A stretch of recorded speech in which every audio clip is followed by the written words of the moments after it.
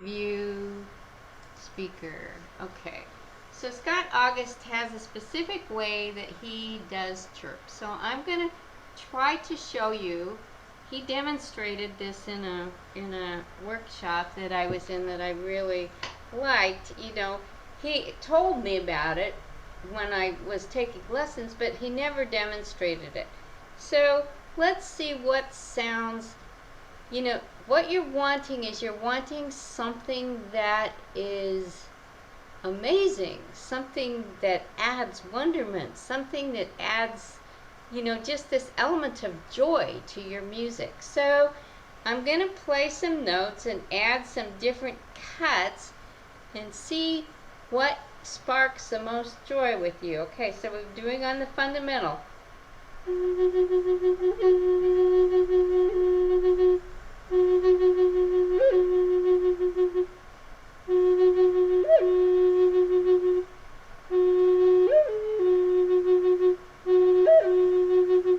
So Scott says that this last one adds a nice chop to it.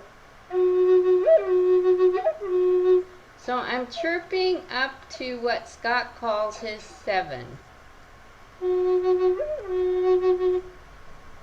So he says that you want to go to a 7 because it just adds more joy, more sparkle to your music. Now that one is quite a leap to go from the bottom, the fundamental, up to this. So I want you to try that.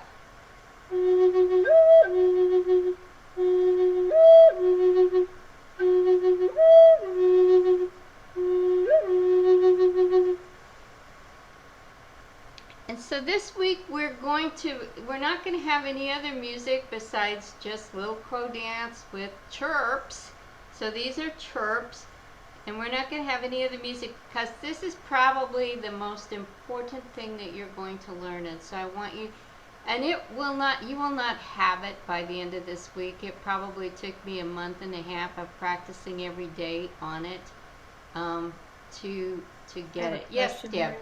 Okay, so when I took the embellishments with Johnny, you know that course. He Okay, chirps differently. I always chirp on the 8, and I can't lift my I can't lift that other finger. I'm so used to just doing it Yeah, on the 8. Johnny chirps on the 8th. Why does he chirp on the 8th?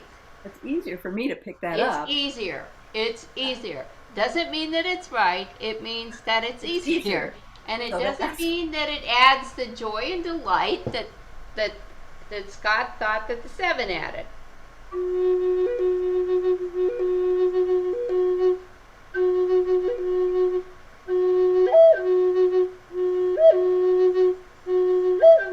you're lifting all your fingers. So can you hear that there's a difference between the top chirp?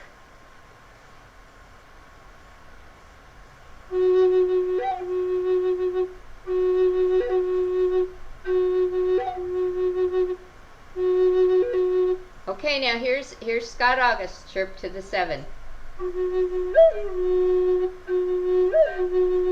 Okay, you're lifting all your fingers.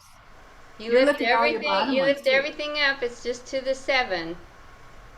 And Ugh. so it's something literally that was foreign to me, very very foreign, because I had learned to chirp just by lifting this top finger.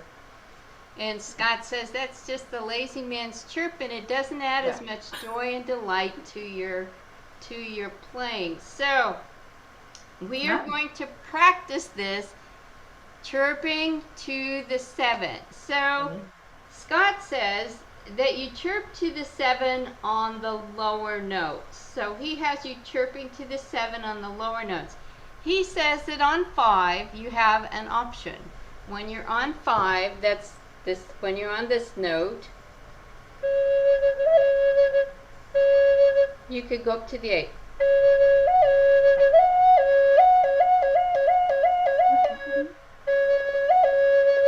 So try that. 5, 5, 2, and 8. 5, 5.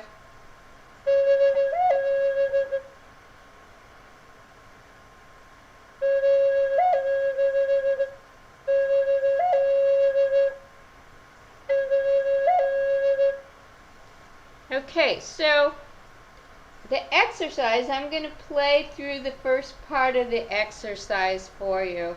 The first half line there.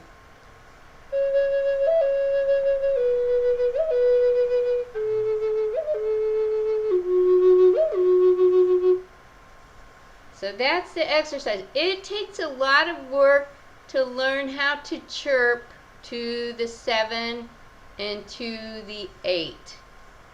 To the 7 and to the 8. It takes a lot of work to do that. Oh, just a minute. Let me get rid of this time thing here. I don't know whether you guys can see it or it's just me. Oh, I'm on, and I am recording. Good. Okay. So the next portion of that exercise is going up to.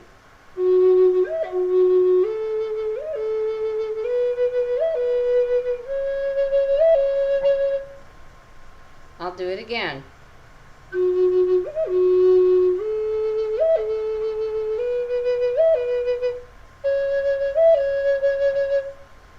And usually, you hardly see my fingers move when I chirp, when I'm exaggerating a little bit, but still trying to keep up the speed. So the next line is oh.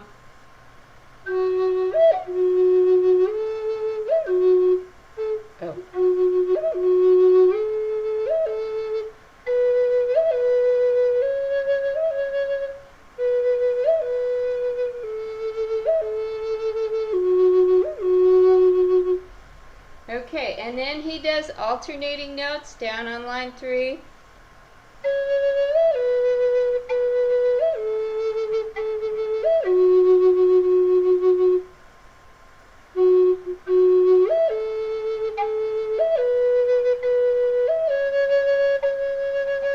And line 4.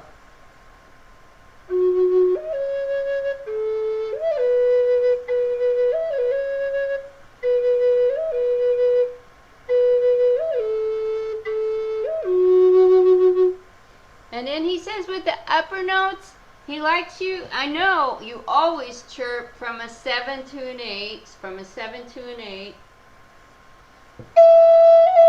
because there's no other place for you to go. So you're lifting up that first finger that you wanted to lift up. So, but he says you can also chirp from a 5 to an 8. So this exercise is 5 to 8 and 7 to 8.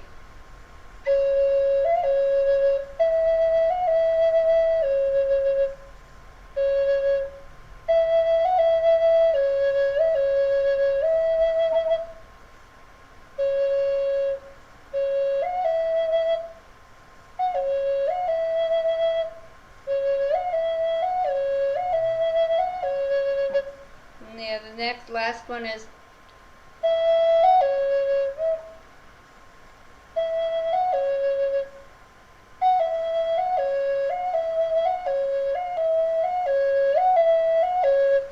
So those exercises you just do over and over and over and over again for about the next month and a half, and you'll be chirping. You'll be chirping pretty easily. It'll come to you pretty easily. But this is something that you have to practice because it is absolutely, absolutely not natural. Okay, so we have Little Crow Dance with Chirps. So I'm gonna play the first phrase, and then you play the first phrase. Oh, I'm sorry. You're on A, so let me go back to an A for this. Can you also enlarge it? No, I don't know. I don't know whether I can or not on this one. Okay. Oh, insert, draw, design, layout. Phrase, home.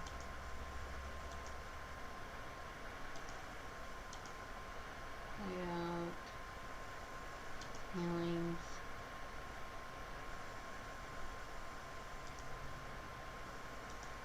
I'll try to adjust my bifocals. That's okay. I'm not sure that I can, I'm not sure that I All can right. do that. Now I've lost it. Little dance with chirps. Here we go. Let's see if I can.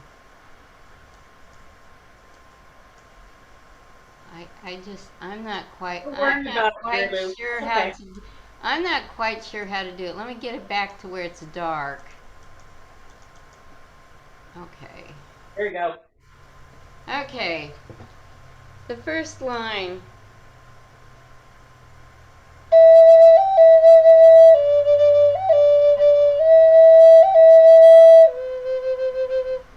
Okay, go ahead and play that for me.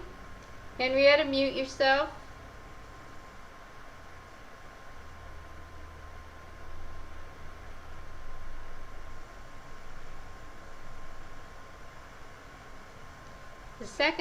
The second phrase.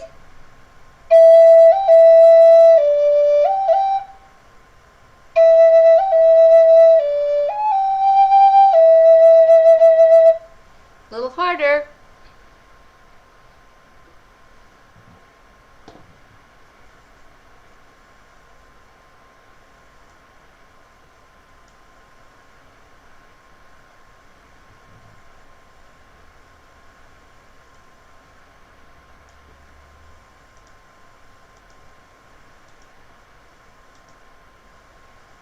Okay, the third phrase.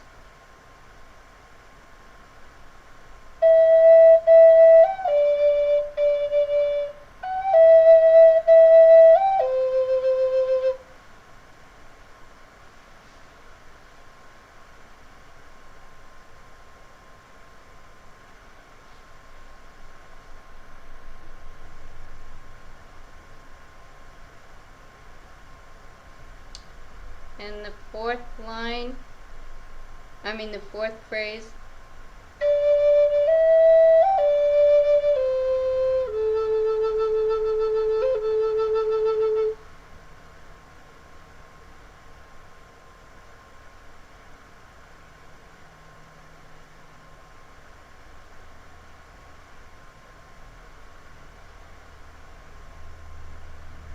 Okay, the fifth phrase.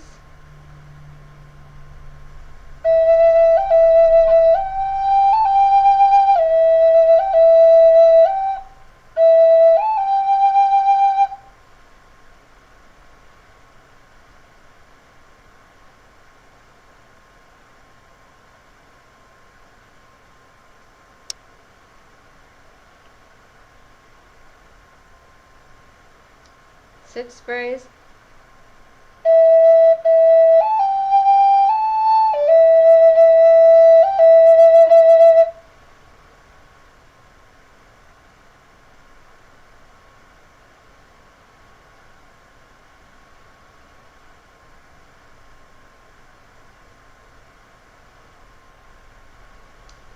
And the seventh phrase.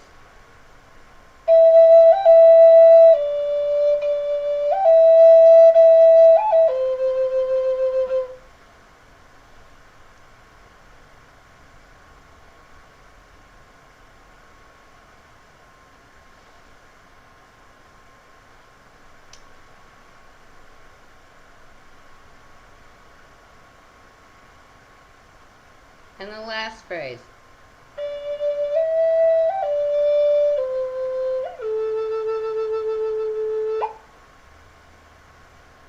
Okay, to make that last sound, for those of you that weren't in my beginning classes, you're going to lift all the fingers except the one that stays down. So you're going to go to an 8, and as you do that, you say into your flute, "What?" So you're cutting it off, and so it's.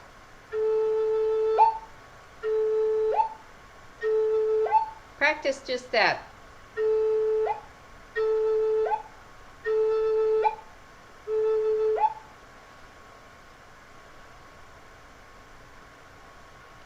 Okay, so I'm going to play the 8th phrase again.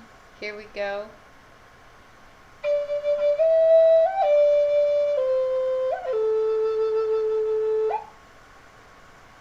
Go ahead and try that.